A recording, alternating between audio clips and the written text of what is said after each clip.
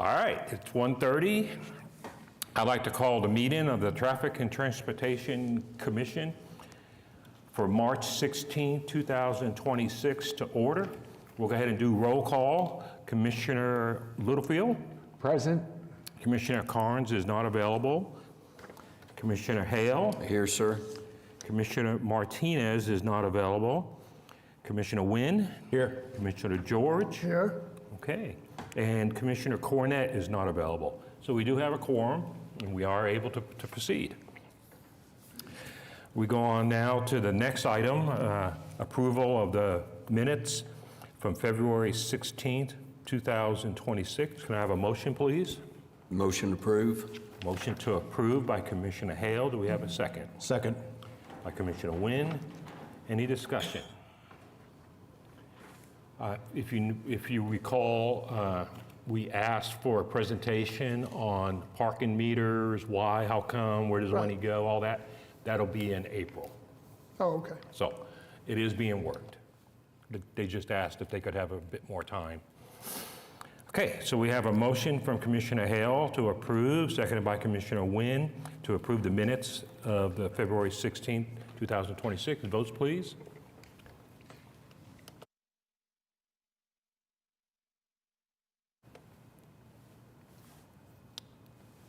There it is. Item has passed with all 5 in favor. We go on now to reports from the Traffic Services Division in the Counselor's Office. All right, you've got our standard monthly report before you. I just want to make a few comments on the Alternative Speed Abatement Program status report. We haven't had any new speed humps installed since mid-December of last year. The reason for that is because we're in the process of looking for a new vendor. So until we have someone new under contract to provide them, we're kind of holding on pending applications and, like I said, working to find a new vendor. And as far as the rest of the report, the only other thing of consequence is on the last page there is under turn restrictions, there's been a new one that's been installed. That is on North Classen Boulevard at Northwest 13th Street. And that is for a northbound, no left turn, basically weekdays from 4 p.m. to 6 p.m. And aside from that, I'm happy to answer any of the questions you might have about our standing monthly reports. All right, thank you very much. Counselor's Office? No reports today. All right, thank you very much, sir. Okay, we go on to item 4, the consent docket. There are no items. We go to item 5, 5A, Corey Hubert, Parking Services Manager. Item is up on the screen. Sir, if I could have your name and address, you got 5 minutes. Corey Hubert, 431 West Main Street, Oklahoma City. North Hudson, just west of the courthouse, we have 2 commercial loading zone spaces. We'd like to have those loading zone spaces replaced with government use vehicles only in order to reduce the amount of blockages to our streetcar that's negatively affecting Embark customers and the community at large. All right, thank you very much, sir. Do we have anybody else want to speak on 5A? Okay, staff? All right. In this particular case, the requested change is going to eliminate a commercial loading zone in favor of parking for government business adjacent to the Oklahoma County Courthouse. You can see up on your screen a type of blockage that Mr. Hubert was referring to. So in this particular case, action is going to be at the discretion of the commission. So if the commission votes to remove the loading zone in favor of the reserved parking for government business, the commission's action on removing the loading zone is final, but we'll need to take an ordinance onto the city council for the government business parking zone.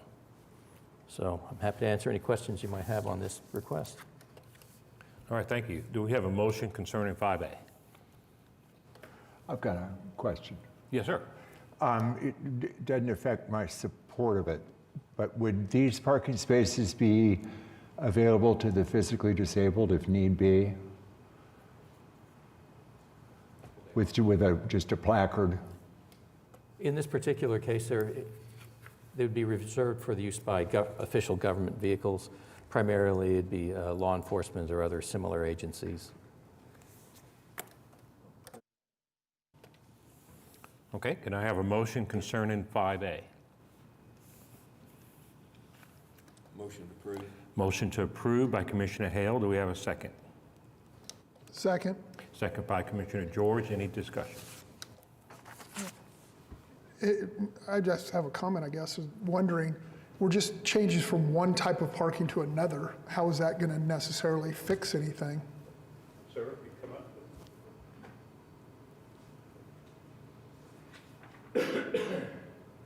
Thank you for the question. When we've gone out, when there's been blockages of negatively affecting the streetcar and the community, we've gone out there and it's typically a non-law enforcement vehicle that's parked over that line. Gotcha. The idea is that the law enforcement agencies will follow those Oh, guidelines. okay, okay. Sounds good. Follow-up question. Yes, sir. Another commercial loading zone, where's the next closest one outside this one? There's commercial loading zones on Park Avenue.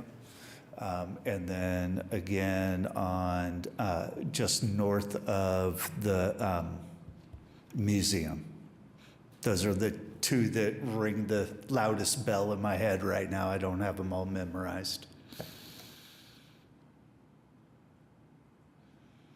Well, just to talk about it, when it's a commercial loading zone, is that time limited Yes. usually? Not necessarily, it can be. So that's my first question. And the second thing is, if it's a commercial loading zone, usually it's probably a larger vehicle, Yeah. which would could be, be. you know, some U-Haul or FedEx something, yeah, something big that may not fit in that space and then therefore cause the blockage. Is this probably the only commercial loading zone that is near one of your tracks? I don't have that information readily available. It is one of our most problematic blockage areas by far. Where the train has to stop and you got to call the law enforcement and then they do something and then you call a wrecker eventually? Correct. What's the time on that usually processed? 30 minutes to an hour before you Could get it be, blocked, yeah. usually? I mean, Depends if on you what can't the find the owner, Local law enforcement, what they're doing. By the time they show up. I doubt that coming and addressing a streetcar blockage is the highest of their list of priorities, and they have Right. safety to be concerned with. right, but at some point, they show up and then they do their process, if I remember right, and then they call the wrecker, and then the wrecker's got to come. So this is your worst spot. Correct. And as you can see in this image, it's not a delivery vehicle. It was actually someone else that was parked there that was attending court. So let me go back to my first question. Is this a time-limited commercial loading zone? No, and typically, commercial loading zones are set up so that they can be used for basically an indefinite period of time, so long as you're actively engaged in the use of the zone by moving things in or out. But they're not set up so someone can just bring a commercial vehicle and park them in there without showing any signs of activity. So most of the zones, I think, in the downtown area are not time limited. And what you're seeing at this spot is parking more than loading and unloading. So you just want to get rid of it. Correct. Okay. Yeah, I've personally witnessed court reporters. I've personally witnessed attendees of the court system.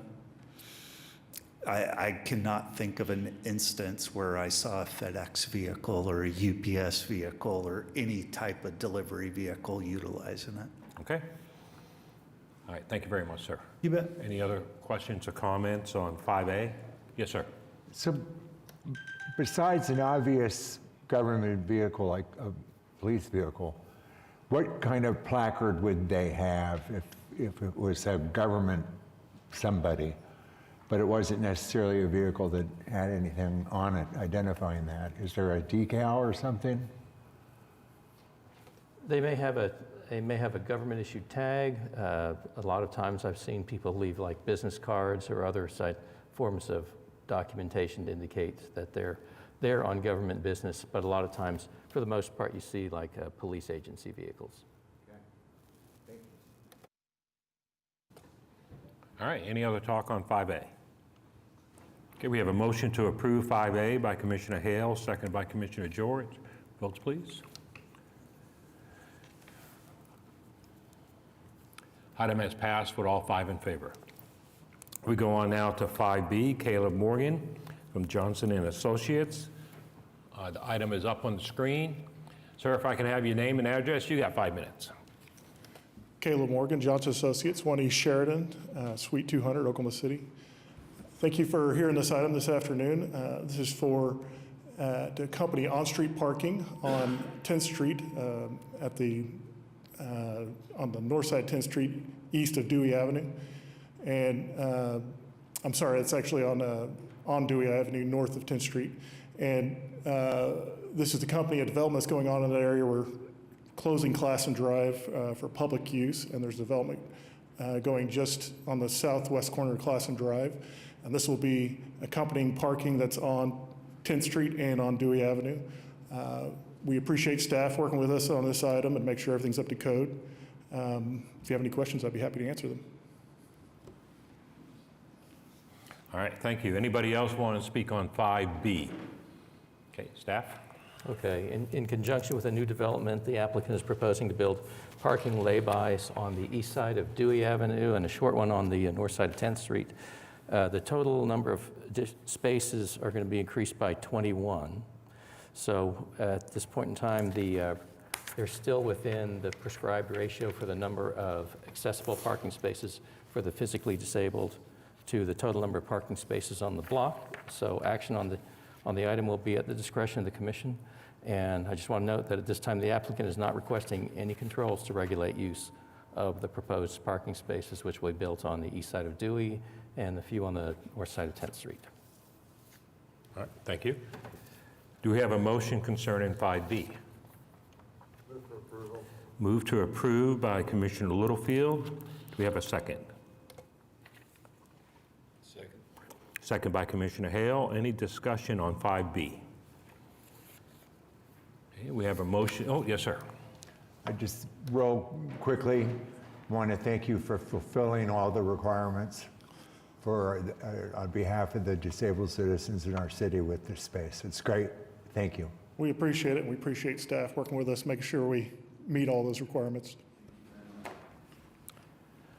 All right, any other talk on 5B?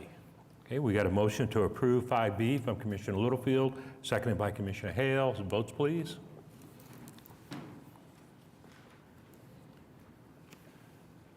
Item has passed with all 5 in favor. We now go to 5C, Ryan McNanahan. You're going to have to help me on that. HSE Systems from Dulce Brothers, all-way stop control, North Oklahoma Avenue and Northeast 82nd Street. Sir?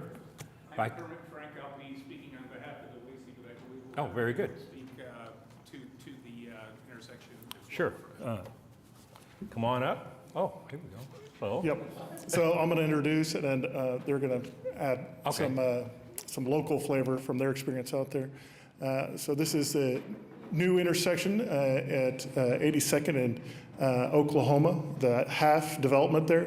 The intersection itself has been in place and functional for a few years now, but just recently the south half connected from the south and tied in an approach from the south side, making a 4-lane intersection that was a four approach system that was a T3 approach intersection. Previously, I have some pictures here, we just went out and took some. I'll show you an aerial. Previously on the bottom, it was that 3 approach, so no approach from the bottom, and this is the way it sits now. So they have a boulevard approach from the south, so it's a 4-lane or 4 approach intersection now. The way it was installed when it was the T intersection was to have a single yield sign from the north. So that single approach without the one coming from the south, just had a yield sign. It was free-flowing east and west.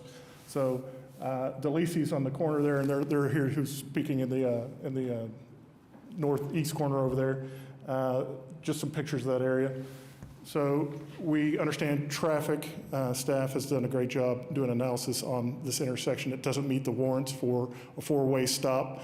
That's based on current counts and current collisions. They do have some, there has been a collision recently with an injury, and they're going to speak to that and a few other incidents they've had out on site. This area is developing rapidly, and there's the on-queue that just went in recently in the south west corner of that picture there. And there's a school that's being developed. You can kind of see the dirt moving on the southeast corner of that picture. So you're gonna have a lot of new traffic and some high schoolers in that area too. So the concern is also for the future to protect the pedestrians and citizens in the area. So that's why we're requesting it an all-way stop. And we're gonna have them talk on a few incidents they've had out there, right? Yes, sir. If I could have your name and address, you'll have 5 minutes, and then if you haven't filled out one of these, fill it out when you're done, please. We're good. My name is Kermit Frank. I'm with DeLisi at 8300 North Oklahoma Avenue. I'm Vice President of Community and Government Relations there. Appreciate the opportunity to speak with you guys today, really do. Our offices are located on the northeast corner of that intersection, and we have nearly 175 of our 1,200 employees assigned there. We've been at that location since 2021, and when we first moved in, we were pretty isolated. DeLisi has a strong safety culture, and our motto is safety always, so people have no problem speaking up and telling us about things when they have an issue. So even being isolated, we heard about numerous near misses, and we had safety concerns for this intersection going back to when it was a three-way. We submitted a request for an installation of a yield sign back in 2023 to help clarify the right-of-way so people could understand what they're coming up to. We didn't hear any response, so it remained unresolved. Fast forward to August of last year, and it's really hard for me to quantify to this commission, Mr. Chai, how appreciative we are of having Oklahoma Avenue open, giving us true north-south access because we were captive to going north. We just love it. We really appreciate it. Thank you. However, almost immediately we began getting reports from our people of near misses at this intersection, and being a four-way, they were dramatically different to what we were hearing. And so we submitted a request last September for a two-way stop. And that resulted in the yield signs that we have now. Reports of near misses have continued. However, I must say that when we got notice last week that it was possible that we wouldn't get signs, because we've been telling everybody that gave us a near miss report, it's in the process, we're working on it. The floodgates opened. I don't know, it's impossible for me to tell you how many people have come to me and said, I've had a near miss. Folks that traveled here today on our behalf had near misses on the way over here. And I'll just say one of those includes my wife, who was coming to bring me something one day traveling west, nearly got hit by a car going north who didn't stop at the yield sign, and she promptly called me and said, do something about this is dangerous. So she knows what I do and thought that maybe I would have the chance, and so thank you, I am here. The most common theme I have found in the conversations that I've had with people is that the yield signs are either being ignored, and they just aren't effective in this application.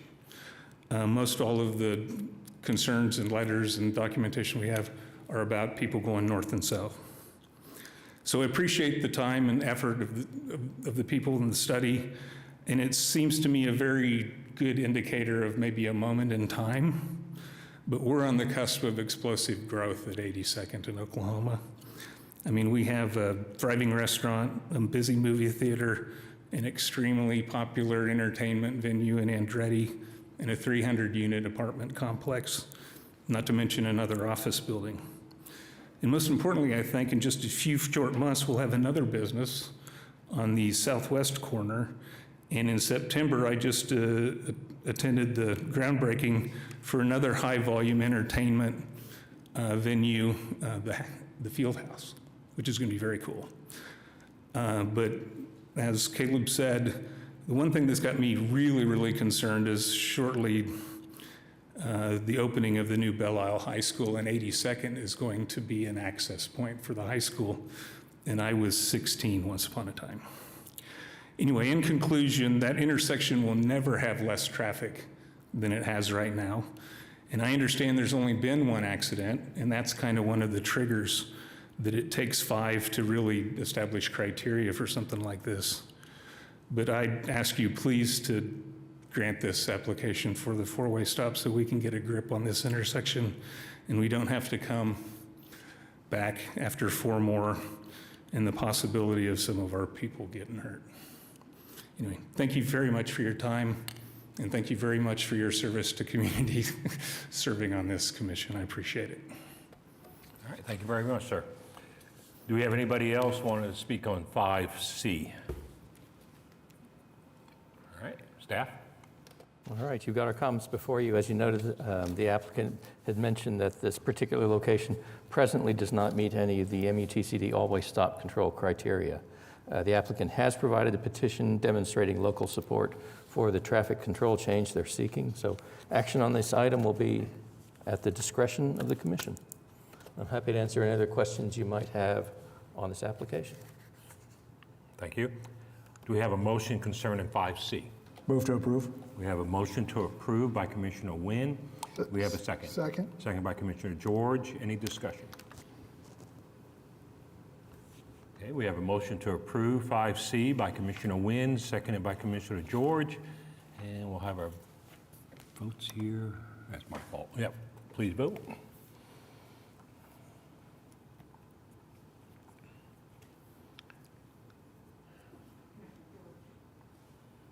I'm a yay.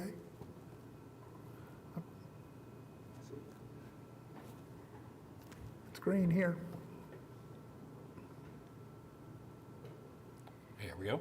Item has passed with all 5 in favor. Thank you. Thank you. We go on now to 5C, Kara Bowerman. Traffic signal at Northwest Pennsylvania Avenue and Northwest 198th Street. Ma'am, if I could have your name, address, you have up to 5 minutes. Kara Bowerman, 2225 Northwest 198th Street. I'm a resident of the La Sonata neighborhood and a school counselor at Heartland Middle School. Thank you for the opportunity to speak today. I'm also supported by a few neighbors and students on this initiative, if you don't mind smiling and waving, including my head principal at Heartland. This intersection has been a growing safety concern for years, and the situation is only getting worse as our area continues to grow. The population in northeast Oklahoma City and far northwest Edmond has increased dramatically, and traffic on Pennsylvania continues to rise every year. What may have once functioned as a temporary solution simply is not keeping up with the volume of vehicles and student walkers using that crosswalk today. Before the crosswalk was installed, students were actually jaywalking across Pennsylvania to get to school because the only signalized crossing nearby was at 192nd Street, nearly a mile away. To address that problem, at the time, the County Commissioner, Kevin Calvey, helped facilitate the installation of the current crosswalk. That effort was well-intentioned and necessary at the time, but the crosswalk that was installed did not anticipate the growth that this area would experience. Today, the crosswalk relies on small, yellow LED lights that are difficult for drivers to see, especially in the early morning hours and especially since daylight savings time. Even when activated, yellow lights do not clearly direct drivers to stop. They simply flash when the activated button is pushed, which many younger students forget to do. The crossing can give students a sense of protection while drivers may not realize a child is about to step into the road. When I first began working at Heartland, I walked to the school myself from my neighborhood and would often help students cross at that intersection. I did that until I became pregnant and did not feel comfortable risking it anymore. After that, members of our school administration, including my principal, tried to help facilitate traffic through the area in the mornings, but that eventually became a liability. At one point, our school resource officer through Edmond Police Department attempted to help direct traffic, but she ultimately had to step away because that road fell under Oklahoma City jurisdiction. I don't think we can realistically expect Oklahoma City police officers to be stationed at that intersection every morning to manage traffic on a school day. To help illustrate what families and staff experience every day, I've provided a handout, a large handout, that includes testimony from parents, teachers, and neighbors describing close calls, near accidents, and the difficulty drivers have seeing students in the early morning hours. You will also find copies of a news article that previously reported on the concerns surrounding this intersection, as well as a letter of support from the president of the Heartland Parent Organization, who has served as a board president for Safe Kids Oklahoma. Together, these perspectives reflect a broad community concern about the safety of this crossing. Another challenge is that the current crossing has created something of a false sense of security. Students assume the lights will protect them, but drivers often do not notice them or do not know how to respond. The result is a situation where children are stepping into a roadway with fast-moving traffic and limited visibility.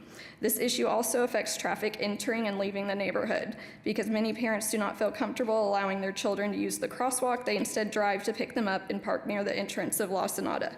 That creates additional congestion and unsafe conditions along Pennsylvania, as well as inside the neighborhood itself. A proper traffic signal would help regulate the increasing vehicle traffic entering and exiting the neighborhood. The growth in this area is not slowing down. New neighborhoods continue to develop and more families are moving to this part of the city every year. The number of children and vehicles using this crosswalk will only continue to increase. My daughter will one day attend Frontier and Heartland and would use the same crossing. In its current condition, I would never feel comfortable allowing her to cross there alone. I believe every parent in our community deserves to feel confident that their child can cross the street safely on their way to school.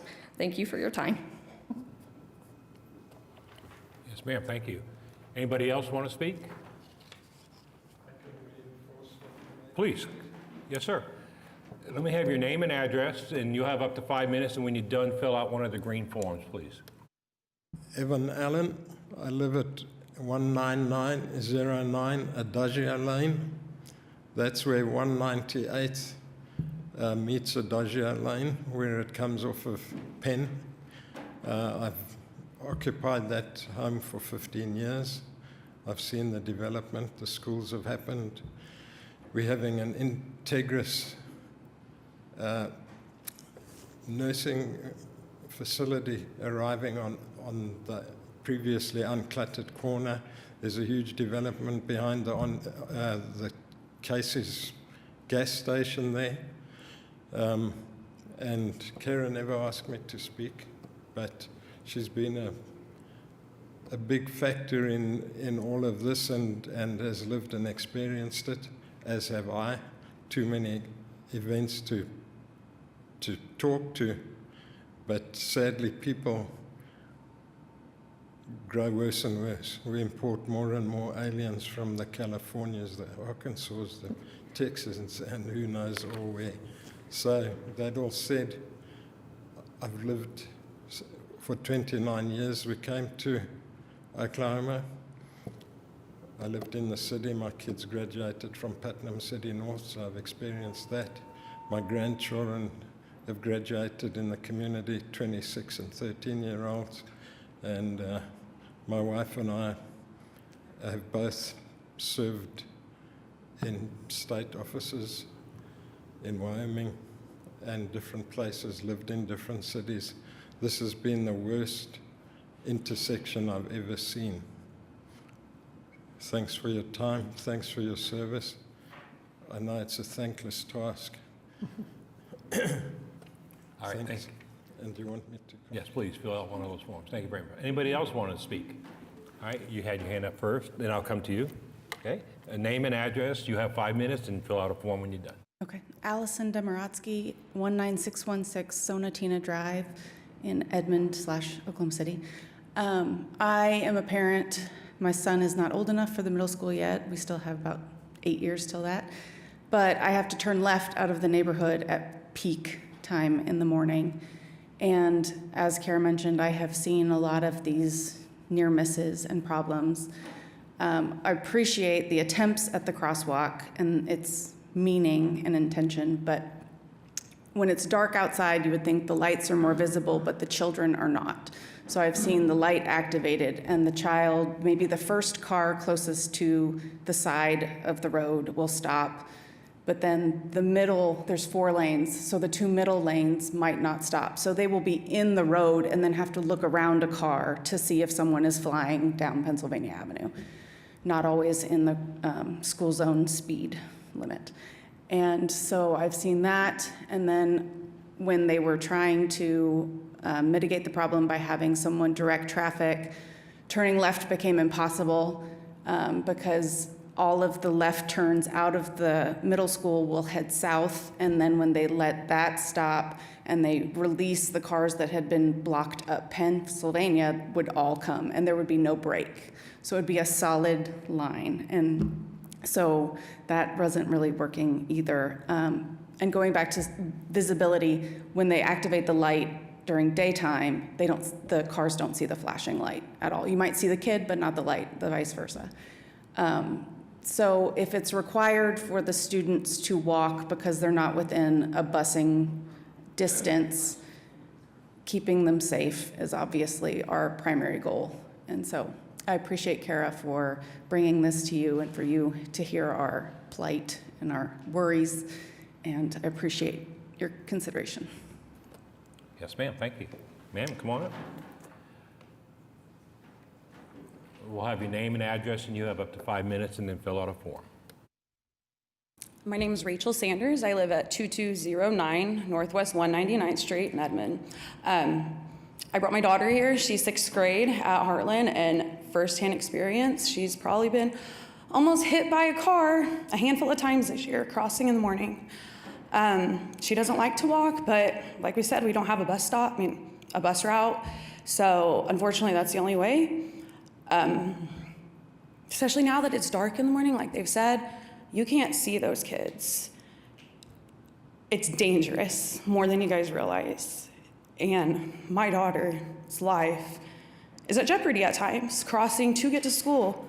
And I'm afraid something's gonna happen before something gets done. I have more kids, they're gonna go to Heartland, and it's just scary. It's scary, definitely, as a parent, sending her across that street and not knowing if I'm gonna get that call that, hey, there was an accident. She's told me one day she crossed and she barely missed getting hit. And one of the counselors at Heartland had to comfort her and be like, hey, you really gotta watch out. She watches out. There's no way for her not, she watches, she makes sure she crosses, she runs across that street and still barely misses at times. So I appreciate Kara for bringing this up, and I hope you guys choose something. Thank you. Yes, ma'am. Anybody else want to speak on 5D? All right, staff? All right, you got our comments before you. The commission last considered a request for a traffic signal at this particular location that was submitted by Ms. Bowerman back in July of 2023. That's a little bit of past history. We have done a complete signal warrant analysis based on traffic volumes, pedestrian volumes, school warrant studies, and at this point in time, the intersection currently does not meet any of the signalization criteria at this particular location. A school crossing guard would be a beneficial safety measure at this location to help kids get across the street. But should the Traffic and Transportation Commission approve the request for the signal, the approval needs to include roadway widening for a dedicated northbound left turn lane on Penn for safer left turn access to Northwest 198th Street. So at this point in time, action will be at the discretion of the commission. I'm happy to answer any questions you might have on the application. All right, thank you. Do we have a motion concerning item 5D? Yeah, I've got, so it was in 2023, this came up, the same application? Yes. And I assume it was denied? Is that when we put in the school crossing guard instead? Well, no. Or not the crossing guard, but The school flashers, I think the The school flashing flashers, light. I think they were in place in 2023. they were already in place? Yeah, what I believe occurred was the crossing was there, but the 25-mile-an-hour school zone was closer to the school, and one of the things we recommended was move it. It did get moved back? Yes, it is. So that there is traffic warning to say slow down to 25 for school zone before going northbound. Right. That's the other way. Well, you know, obviously something needs to be done here. 67 kids, that's a lot crossing right there on just that one day. And, you know, it doesn't say what the weather was, and it might even been a cold day. But so there, you know, there's the traffic light, but then the other option possibly, I guess, is if you actually do that doesn't just do the flashing yellow, but actually puts a stop light, like over on 23rd, I believe at 23rd, kind of in that redone area, isn't it, where you hit it and it turns? The one by the theater? Right. Yeah. And it actually has a stop light, That's correct. and it lasts for a minute or 2 minutes or however long it lasts. Good point. To get kids across. I mean, you know, the fact that it doesn't meet any criteria for a stoplight is one thing, but I think we definitely have to soup up the safety factor there, in my opinion. So I would be in favor of the stoplight or the crossing stoplight. Is that something we can change on the feel, or does that have to be a new application? At this particular location, it's at an intersection, so the best traffic control would be for a full signal. Okay, I'll move approval for a full signal with widening for the left turn lane. Okay, we have a motion to approve 5D from Commissioner George with the recommendation from staff. Yes. Do we have a second for 5D? Second. Second by Commissioner Littlefield. Okay, comments? Good, sir. One of the problems I have with that is they're still going to be walking across the street unattended. Where if you had a crossing guard to regulate, to help them, especially the younger kids, it seems like a crossing guard for this situation would be more effective. Like I say, because you're still going to have your kids crossing the street unattended. And I'm afraid that it may just lead to more of these near misses. Where if they had a crossing guard, an adult there to help them across the street, it seems like that would be more of a safe avenue than trusting the young children especially to trust the lights. Okay, would you like to make a comment? Please stick to. Whenever I was participating in helping kids cross, we were not given permission from our district safety coordinator to put a crossing guard there. So I was crossing the street 60 times to help kids cross. But I stopped because I was almost getting hit as well, and I had become pregnant. Why wasn't it approved? Why wasn't it approved? I'm not sure. It was Mike Johnston is our district safety coordinator. I don't know if it's because it's an Oklahoma City road and it's Edmond Public Schools. Edmond students. I'm not sure. I think it was necessary. My principal does, but every time we've tried to get out in that road, we've been deterred by district. All right, so as far as the crossing guard, we all think we know that the process is the school puts in a request, and then the Oklahoma City funds it. The Oklahoma City has a funding for it. You do the training for the crossing guard, provide them all the gear, and they get paid and they do their work. But in this situation, it's a school from outside of have you ever heard of that one before? Is that one that we need to have legal, maybe provide us counsel, if you could look into it maybe, to say, hey, it is Oklahoma City kids on an Oklahoma City road, but they're walking to an Edmond school. Is it okay for the city to go ahead and pay for it? Because does Oklahoma City pay the person, or does the school district get the money for it? And then the school district pays, do you know? It's split between the police Yeah, department but and who the school actually district. pays the person? Yeah, see. It comes from the city. The The city funding is split, but the check comes from the city. check comes from the city, okay? And the city supervises them. Right. They have authority through city ordinance to be a crossing guard. Right, Those are city employees, okay? part-time. And it has, would you, in a layman's way, think there'd be no problem because they're actually going to a different school in a different city? It doesn't matter, do you think that matters? I think it matters in that the process is different this time, and so it's harder to get those channels moving in the same direction. Okay, so, It's usually requested by the school district, being that it's an Edmond school district, it's not, there's no request process in place. yeah, but we have in Oklahoma City, what, 11 school districts in our city? I mean, More than that, I think. yeah, well, school district, and you count all the I different think ones. it's more. So I would ask the staff, counselor's office, in the PD to, let's look at that. Can we get a hold of Edmond and say, okay, we can have a crossing guard there, you just have to submit a letter. Hey, we'd like to have a crossing guard. Or do we even need that? Can we just say there is one? I don't know. How to work this? I think we can work together and at least get an answer, one way or the other. Right. Whether it's appropriate for there to be a crossing guard there. But I think that's a short pole that we can work, because once you would have the process and we identify a person who would want to do it, get the training done, you know, I'm not saying it's a tomorrow thing, but it's a short pole. We could get that done pretty quick and get somebody out there this school year, possibly. You'd be able to do that probably quicker than to be able to fund the light. Oh, yeah, the funding of the light is Yeah. years out. No, I And agree. We'll talk about that in a little bit. Yeah, so, But as far as short poles, that's the first one. So if we could take that as an action to try to find a way to get a crossing guard there.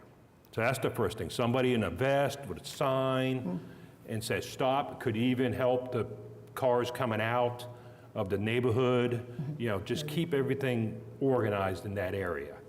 So that's the first point I have. The second one is you mentioned that the Oklahoma City resource officer eventually said he couldn't do that. So my question to you, Captain, is there a reciprocal where they actually could go 100 yards into Oklahoma City and do that process? As he said that he couldn't. It's problematic. Their school resource officer would be an Edmond police officer. Right. And for an Edmond police officer to enter Oklahoma City limits and try to enforce any sort of traffic action or write a ticket to some driver, it's impossible. So the reciprocal is I would- only in emergencies and Yeah, that I would kind of thing? expect a driver to respect the authority of an Edmond police officer, even though they were so close to the boundary line there. However, the Edmond police officer does not have the authority to issue a citation in our city limits. So there's no follow-through on the authority. Well, and also put themselves at risk for They being are at over risk there. for trying to enforce things when they don't have jurisdictional authority. That's what I'm saying. So that's a true statement, probably, from the resource officer. I think that the resource officer is doing the right thing by not trying to Okay. enforce traffic in Oklahoma City. Okay? So I wanted to clarify that to make sure, because that's a next day thing. That could be fixed right away. So maybe you could just ask if maybe they could find, if there is a way, just check to make sure there is no way. For Edmond PD to enforce traffic ordinance in Oklahoma City? Within 100 yards of Edmond. No. Okay.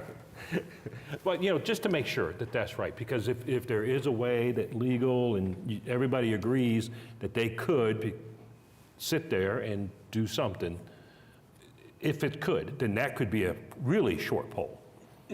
So is Penn completely a city, Oklahoma City street?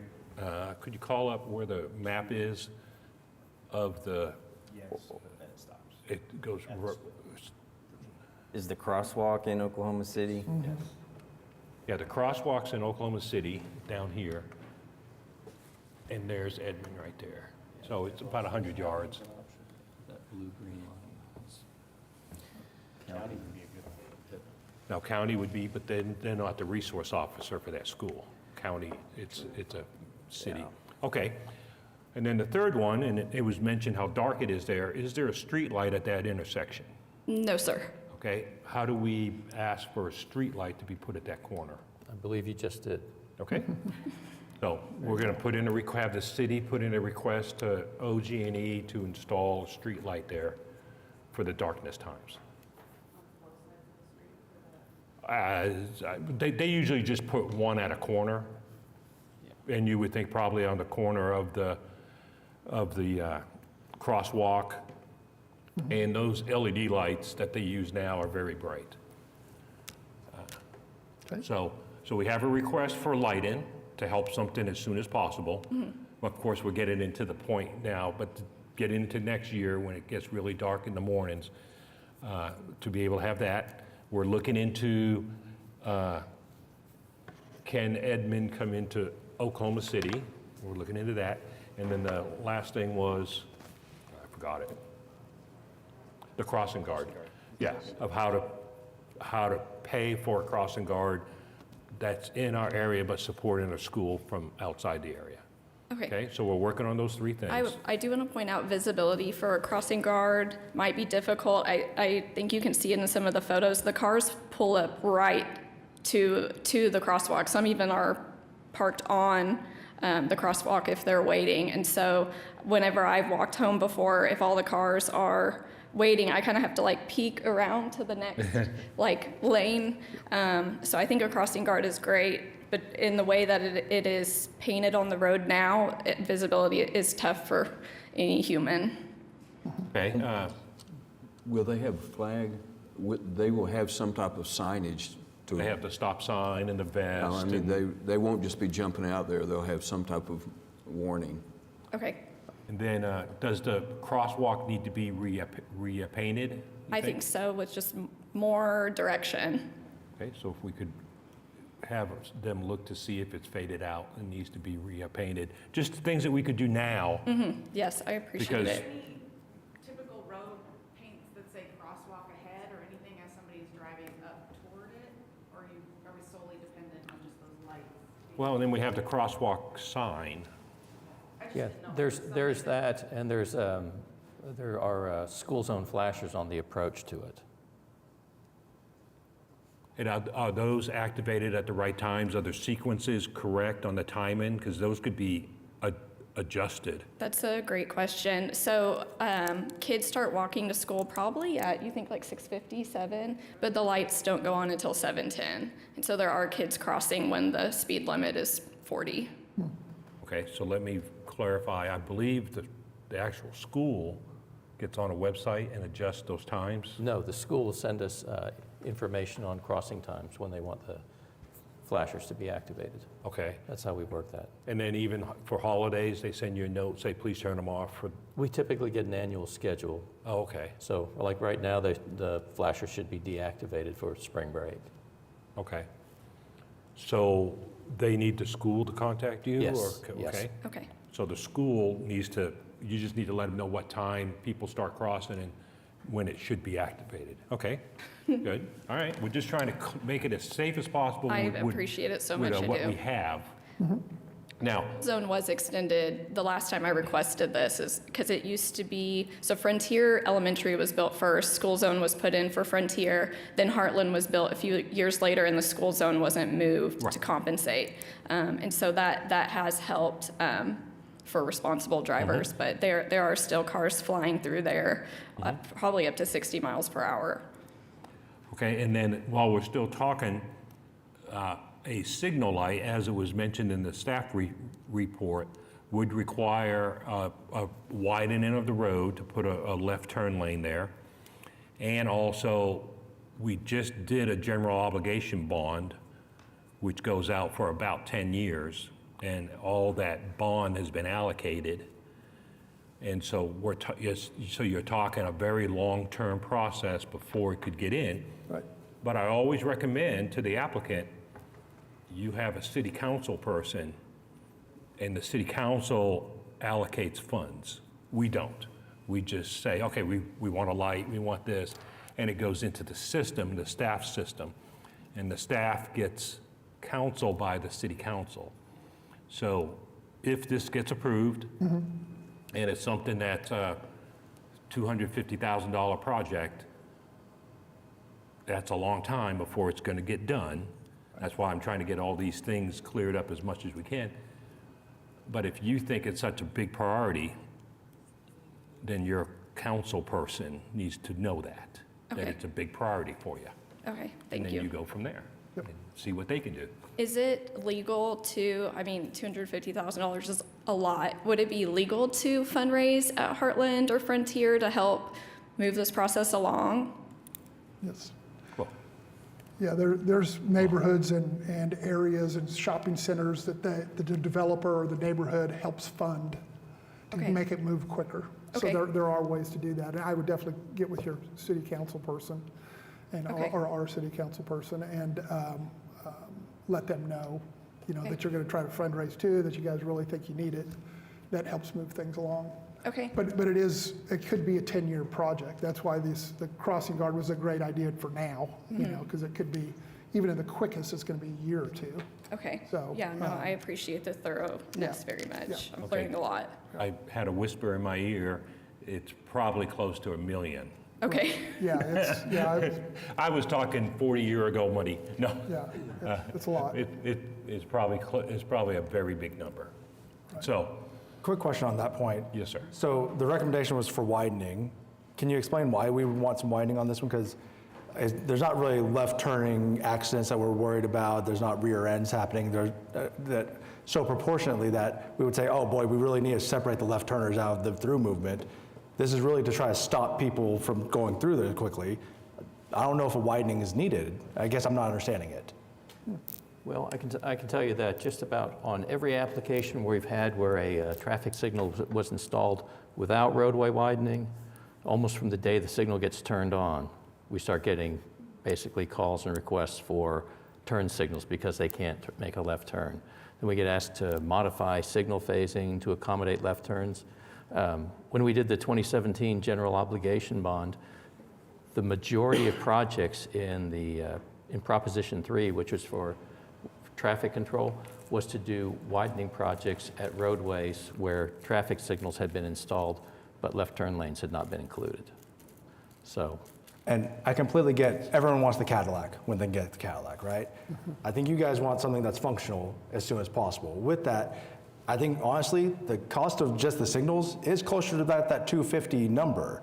When you do the widening and you have to go buy right of way, you have to move utilities, and then you start ballooning the cost up and it's scope creep. And it's not only just money, it's time. It's gonna take an extra 4 or 5 years to get through the project development process to get to the point of being able to do the roadway improvements. Now you're at 15 years before you're starting to see the improvements, as opposed to if you can go figure out where signals can go in there, do some SU analysis to see where you're not going to be hitting some utilities.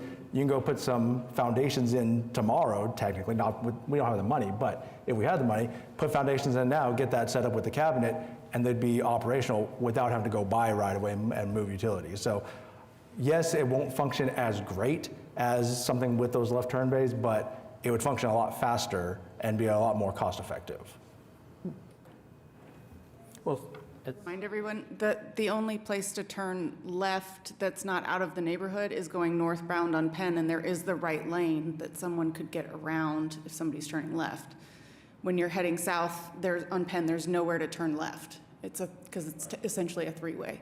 Right. So we turn left into the neighborhood all the time, every day, without a light, and it doesn't block up traffic. So I appreciate you saying, why do we have to widen? well, and alternatively, if this is for a school crossing purpose, the school students don't have to cross at 198th Street. If they wanted to cross at a location north of that, then you could put in a signal and not have to worry about any roadway widening. So say like the crossing was located pretty much at the Oklahoma County, Edmond, and Oklahoma City limits, a standard crossing just for pedestrian activity could be installed. And that would not solve a require lot any of widening. problems having the resource officer being able to actually go police that then too. It would be closer to the school. So, You'd have to build a sidewalk. yeah, so what you're saying is, we build a sidewalk on the left side, on the west side, up to the green line where the county is and put the crosswalk there, and then we could do like the 23rd Street crosswalk by the theater where it's just a push a button and it turns a red light. Your concern is if we do that there, because it's an intersection, it creates traffic flow problems. Who has a right of way when it's red light and that yada yada. So that's a solution. Do you see what we're saying, ma'am?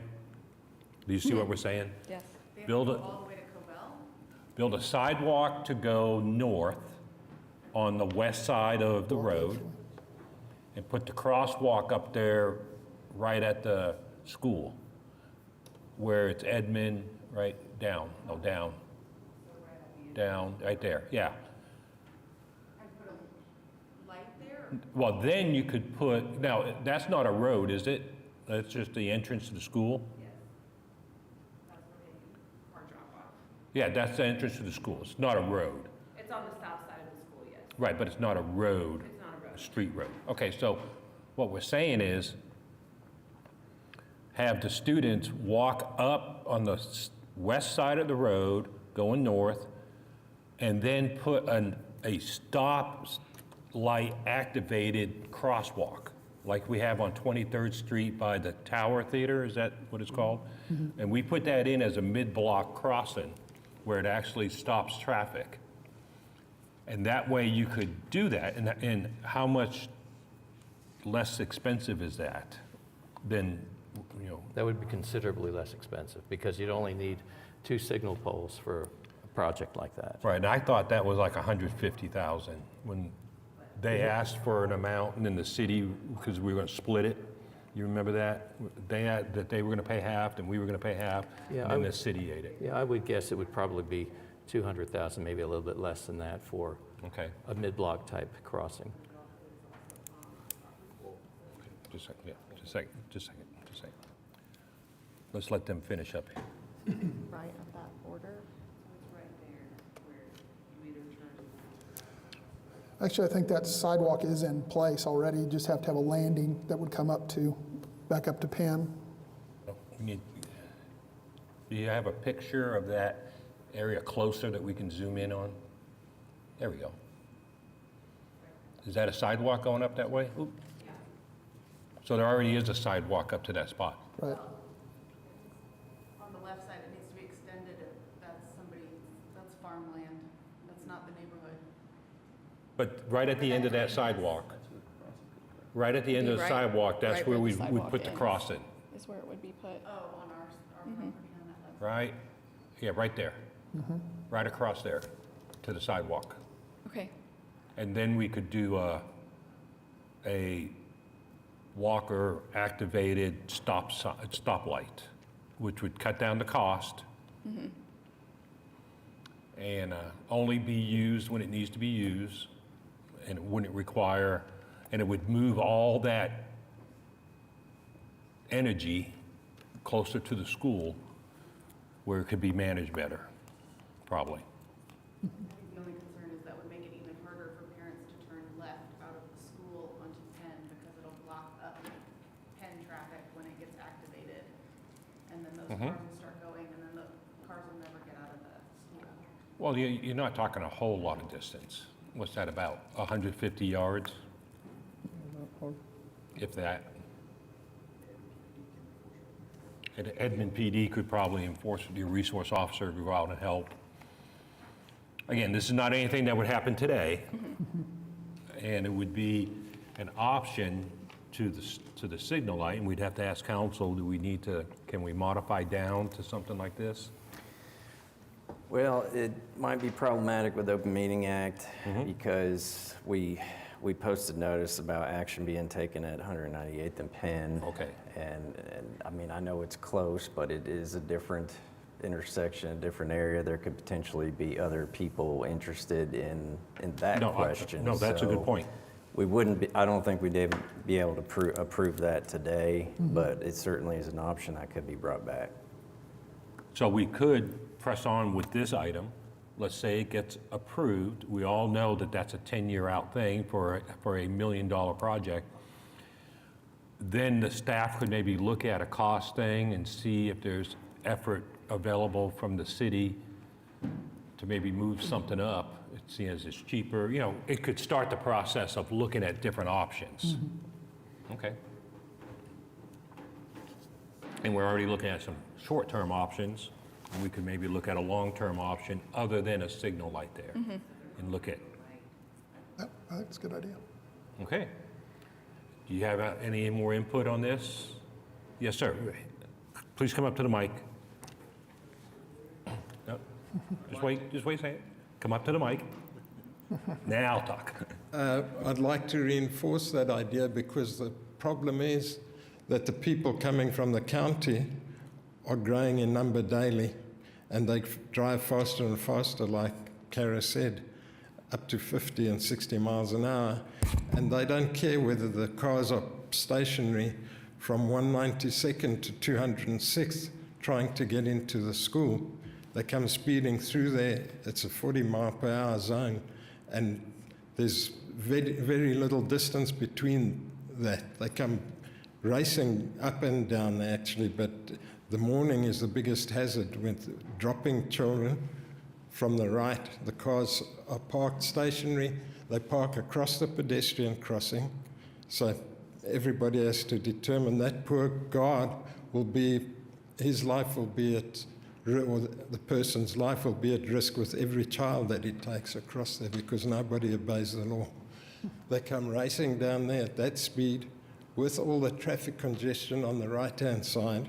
So nobody's moving here, and just south of the image, there's two communities where people need to enter and exit. So that whole stretch where they're also going to squeeze the Integris clinic that's opening in a month's time. Paint has got to be less than $1 million. There's lots of opportunity to put bold paint on the roads by slowing the traffic down to 25 miles an hour where they're supposed to do it would help. They would be moving more slowly in that section. They've just recently come along and stuck a big 40-mile-per-hour sign as you exit to go south. That could even be visible there with a shadow, saying, okay, you've passed the school zone, you can do 60 miles an hour. It's just treacherous. Thanks for having me. Thank you, sir. You had a comment, I believe? It's just a point of interest. There's a mid-block pedestrian crosswalk that was installed more recently than 23rd on Northwest 63rd between Western and, what would that be? Western Avenue and Grand Boulevard. I think it's between Western and Grand. Could be a good cost study there. All right. All right, any other talk on item 5D? Yes, sir. So definitely supportive of something needs to be done here.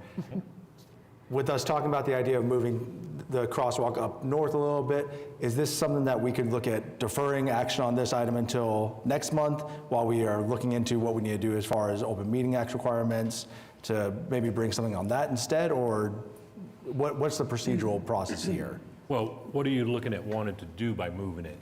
I mean, moving a crosswalk is a simple process. Moving a crosswalk and putting up a signal light is a little different. Right, and if we are approving the lights right now, and then we're going to talk about moving the crosswalk up to the north, does that make sense to have the crosswalk separated from the signal lights that we'd be approving today? Well, let's say after a year or two, it's determined that the best option is a signal crosswalk and move to that area, then a motion comes up and we just cancel the light at that place and approve that to occur as a mid-block crossing. Am I right? Yeah, I mean, the commission could undo a previously approved action. Right. This would just be a long-term pole put in the system, and then if something better comes up, that's a least cost effective, something could be done quicker maybe, then we would just undo what we did. Well, and to reiterate, supportive of doing something here, much more supportive of not including the widening to make that long pole a little bit shorter so that potentially a bake sale could happen or something that could help fund this a little bit faster with the partnership with the city. Right, and for us to consider a signalized mid-block crossing to the north of 198th Street, we'd need to just get a revised request from the applicant. Yeah. But we would want to know, is that something that we would want? Is that something that would work?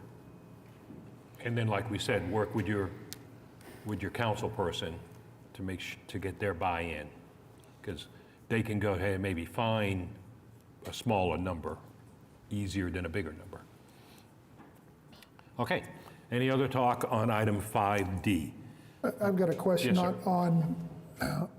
on Penn, on this kind of this whole new North Penn, well, new in the last 10 years, 15 years, but are there any intersections that have lights that don't have the turn, or on May, that don't have that center left turn lane? Or are they all, because they're almost all fairly new intersections, Just about all new intersections come with turn lanes.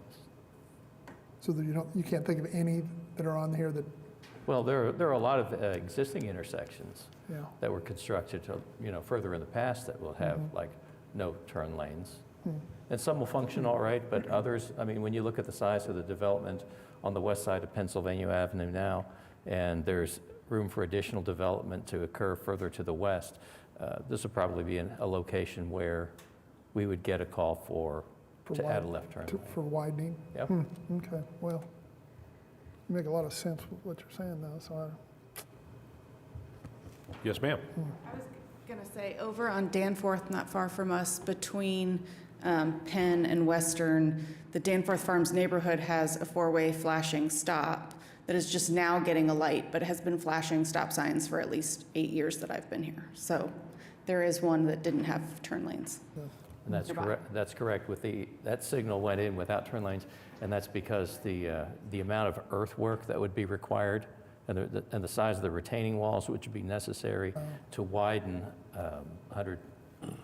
192nd Street at that location would be pretty staggering, because the properties that are on this, especially on the south side of 192nd Street, sit considerably higher than 192nd itself. Okay. Any other talk on 5D? Just real sir. quick, the concerns, and I hate to go back to this, but the concern I have is that if you really got people willing to go through a 25-mile-an-hour zone, the school zone at 60 miles an hour, we need some officers on the scene to slow people down.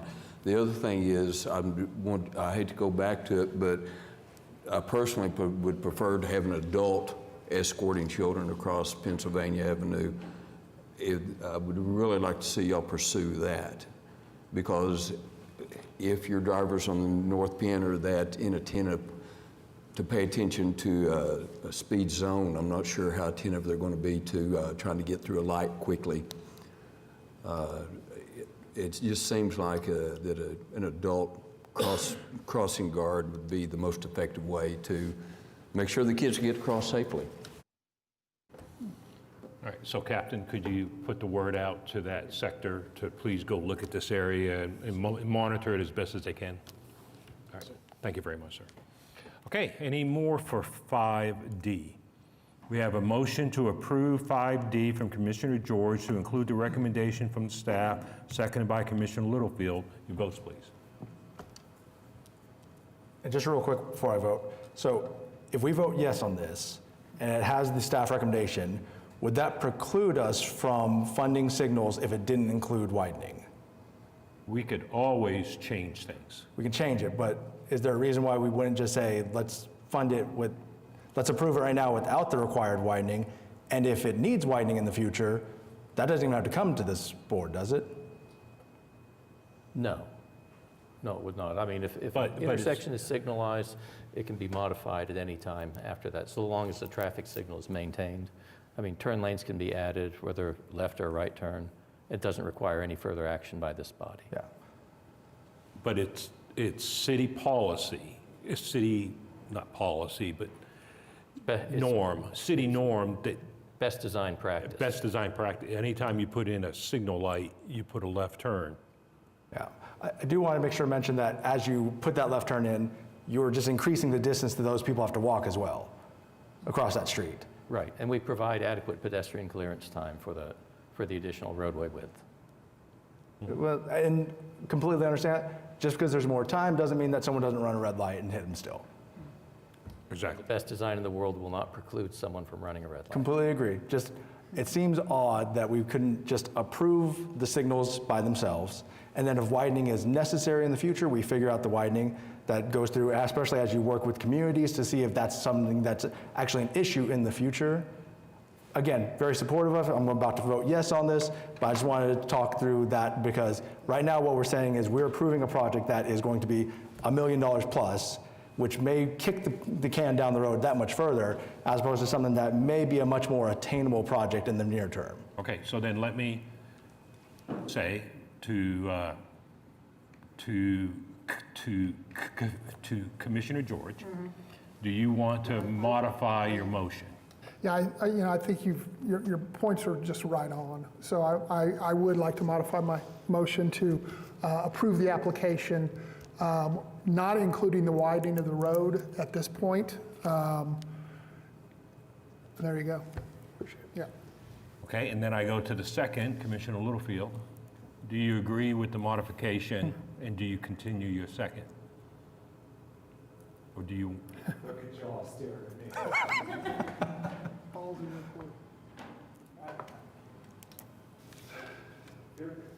There's a lot of things going on in intersections that are controlled by lights, besides pedestrians. Oh, yeah. There's lots of things going on. One of them that I've always been taught and was if it was a signalized intersection and it didn't have a designated left turn lane, we see rear end accidents all the time. You know, where do you put the value of safety and life saving when you skip one thing to make it safer for another element? When we've had really good discussion here today about a human being being present at the intersection, probably would solve 99% of safety issues with children as pedestrians there. So I don't know if I want to agree seconding your motion. Let me ask on the light, would there still be a left arrow just in that? Without a left turn lane, the only way you could accommodate something like that would be to attempt a split phase operation, but it would not be very traffic responsive. We would have to use a pre-programmed left turn arrow, and it would just use our best guess as far as the amount of left turn time allotted. And to be fair, we're talking about an inefficient. intersection that doesn't meet warrants right now, right? That's correct. So, I mean, the rules of how we would do an intersection based on warrants is different than one that doesn't meet warrants, and now we're saying, well, but how would this function the best? Well, what we're trying to do is talk about kids crossing the street.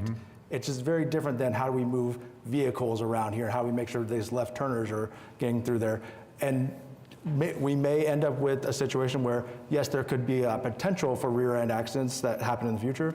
I would hope that as we are getting closer to actually implementing this project, there would be a look at what the AADT is at that time and what turning movements there are, what kind of collisions are there, so we can make the determination, does widening necessitate now, or did we not need it? Well, you could always look at it from the perspective that it will never be less expensive to put in a left turn lane to do it now than it will be to retrofit it in the future. Well, it sounds like from the discussion that we've had, it would make more sense to have a pedestrian crossing light than an actual traffic light.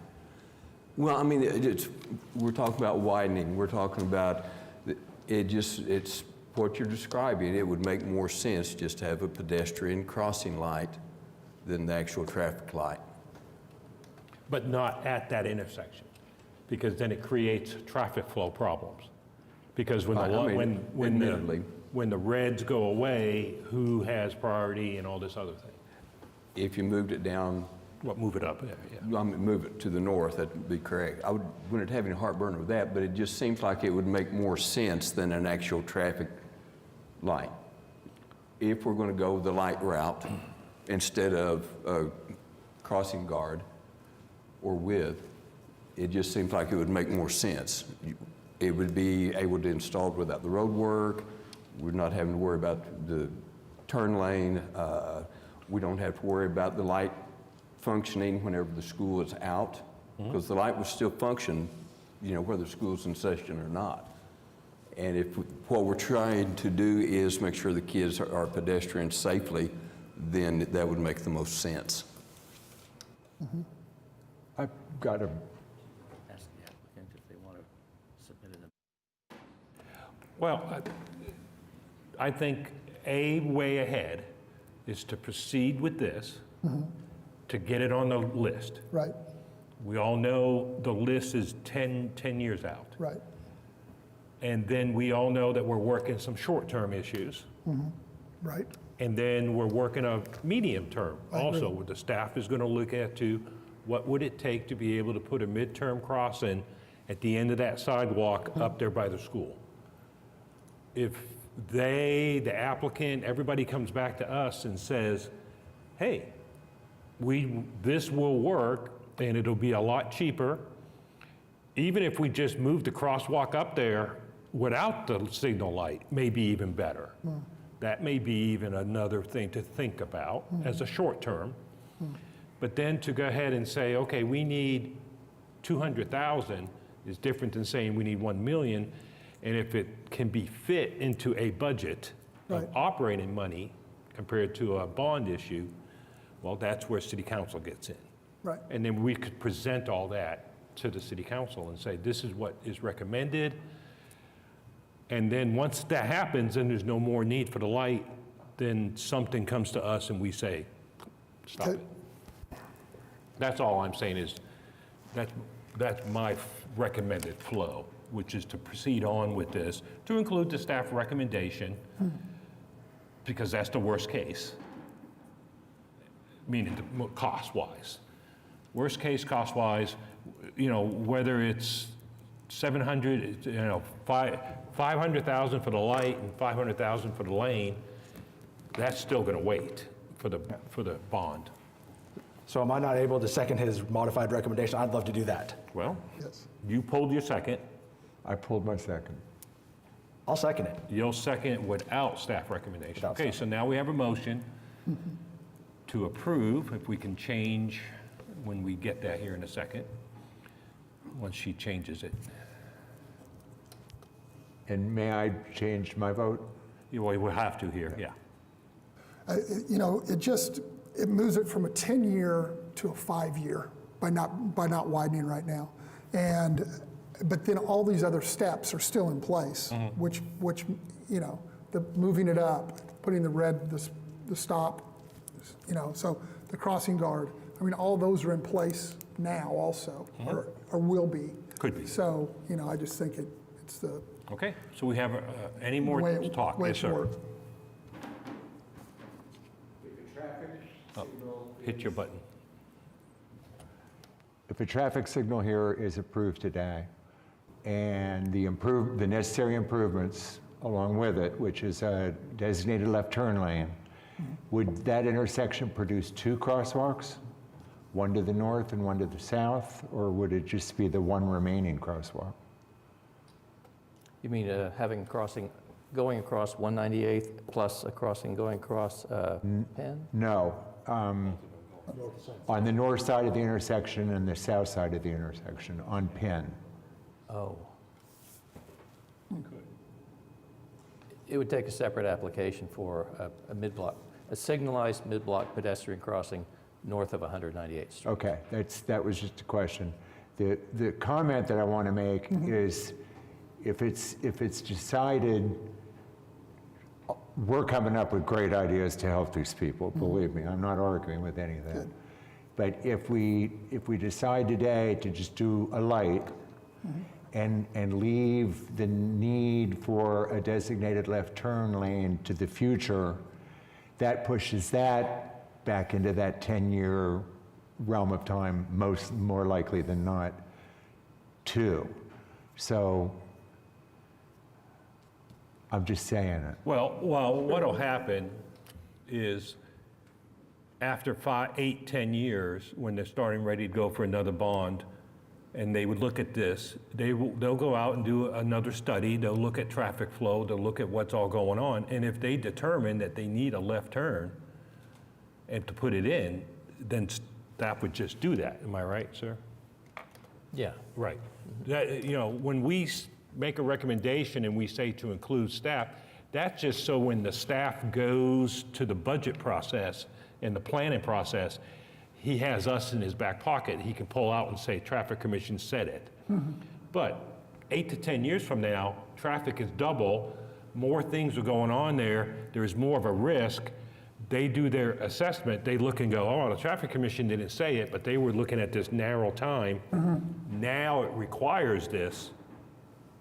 They just do it. They just do it. They don't And they have would to- add it into doesn't the have to come in project. front of No, us? it wouldn't come back to us. Oh, really? Okay. You know, Perfect. that's the whole, you know, the light is the thing. The staff recommendation is part of the planning and, Right, and who gets what kind of thing. And if staff can have us as a back end, that helps.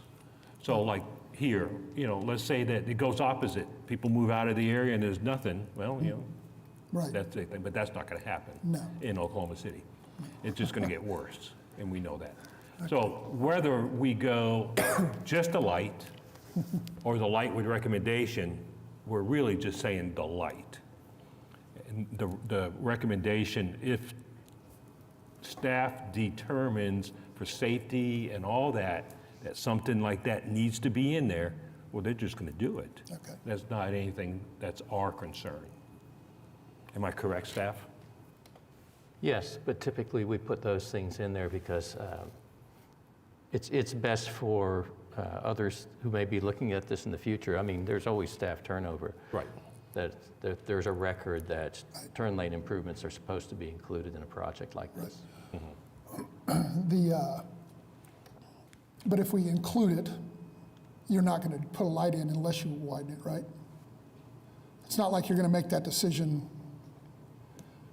Right. What I'm saying? I mean, the light's not going until it gets widened if that's included. Or it'd be concurrent.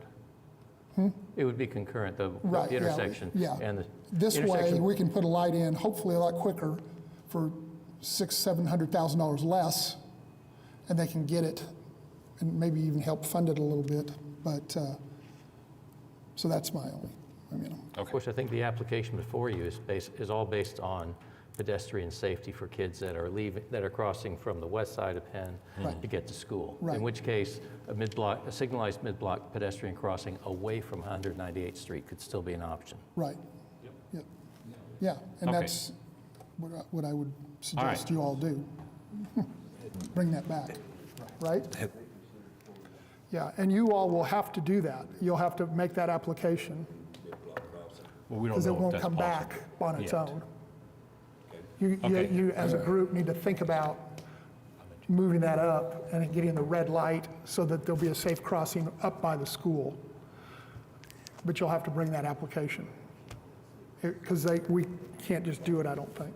So you all have to make it. Then you'll have, that one might only take a year. This one, if it gets approved, might take 5 years. And if we go back to widening it, it'd probably take 10 years. So, you know, how quick do you want to do things? Well, let me just throw it out there. Yeah. An option that could happen is the applicant asked to defer this item until staff and the applicant looks at a possibility of doing a mid-block crossing up there by the school, as we were talking about, at the end of that sidewalk. Because I don't want to say to defer this and immediately go home and type one up and submit it, because I don't know if it can be done. I haven't been out there. don't know rights of way, don't know all that kind of stuff. All that probably has to be looked at, right? So, So again, they can do a study just on your recommendation? no, I would say that they would probably want to, after this item is voted on, they would still want to submit a package. Well, I'm just saying if they wanted to defer this. They could defer And and then throw on your that. recommendation, he can do the more further north crosswalk. Yeah, I was about to say, in this particular case, you know, deferring it, withdrawing it, it's not going to change the timeline for its construction. But if the applicant would like to visit with us after this meeting is over and explore options maybe for a mid-block pedestrian crossing someplace north of 198th Street, it doesn't have to necessarily be right at the, you know, very close to the school's driveway. It could be at a location which would allow both to function, you know, both 198th Street and the school driveway to function with minimal congestion. We can explore that option. Because then you're only talking minor infrastructure change by creating a sidewalk entrance to the road, a pen. That's correct. And then the crosswalk, you know, the ADA stuff, and then up to the sidewalk. So what he's saying is maybe not even all the way up north to the school, between the school road and the 198th, somewhere in between there, do a crossing. And that way, that clears that intersection all the way. Kids don't even have to be around all that traffic. It's halfway up. It doesn't affect the school entrance. And that might work. And then we can put a school crossing light there, where you push a button, it turns red, everybody stops, cross, turns green, recycles, got to push a button again. And it doesn't affect, that's a good idea also. And see, that's why I'm saying right here is not the place to actually write it out. So the options, back to you, we could proceed on with this vote and get it going. You could say, let's defer, and I could ask the staff to just look at everything that we just talked about and talk to you and come back with a different option. Yes, sir. I will say that I am having trouble supporting a motion to do this without addressing all things intersection. But I do support taking this for the next 30 days and having the applicant and staff have an opportunity to talk about something that is, in my mind, more in line with your thinking in time and money and effectiveness. I'm seeing a little bit of a mess at this intersection that I'm not comfortable with, that I wasn't aware of until you guys started bringing up your thoughts. So I would support a continuance, definitely. Ma'am? Now that you've heard all this, maybe you can help us kind of corral it in. This has been my life for like 2 years. I know it just, you can go on and on and on. Is the crossing guard still going to be funded? Is that still something that we're Yes, wanting that's to something do? that's going to be looked at. Can we do it? Okay. How do we work with Edmond School? How do we do it? All that. Right, thank you. Counselor I will mean, look at everything that. you've suggested, I promise I'm going to continue to try to work on. I mean, I still think there needs to be some traffic control. I think that Penn is just going to get busier and busier. They're building up like crazy, new apartments.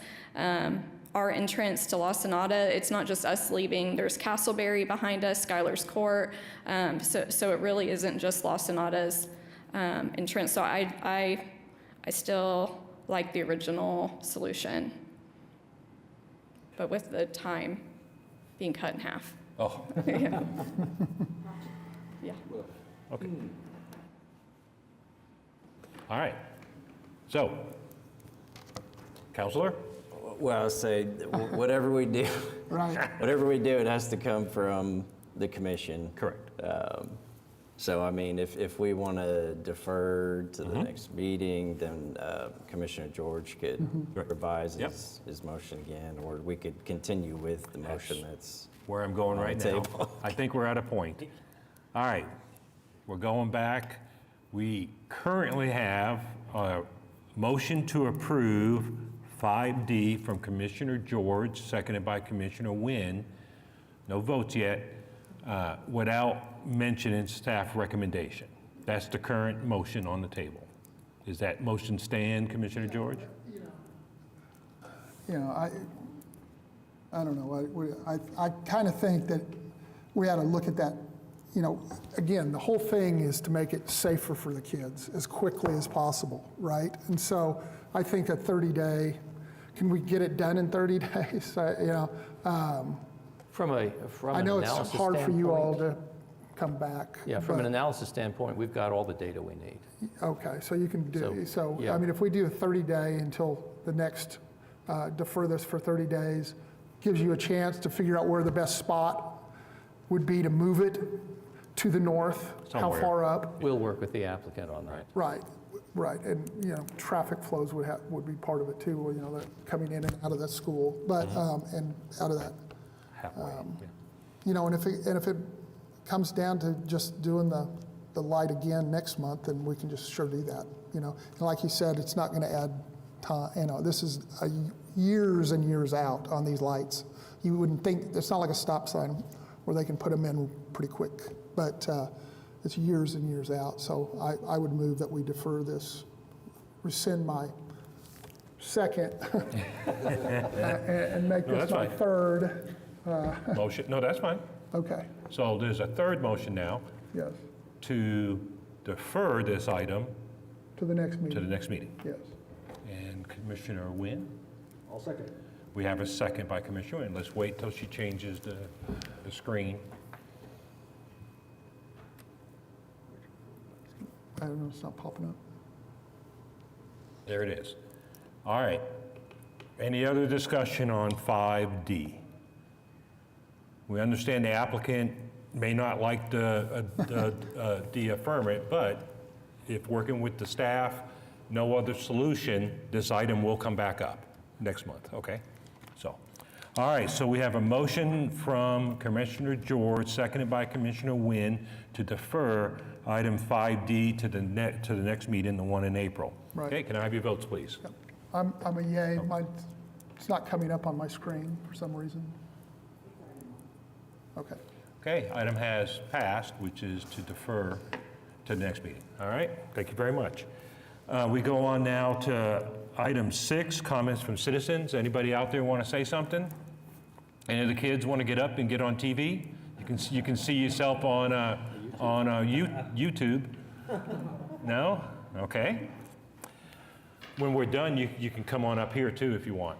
Okay? Yes, ma'am. You come up to the mic, please. Just a quick question. Will we be notified for the meeting to come and speak and hear Oh, you'll be notified right after this meeting. And I'd like to leave an invitation if anybody wants to have coffee on the corner and come see it in action in the morning, just let us know. All right. Thank you.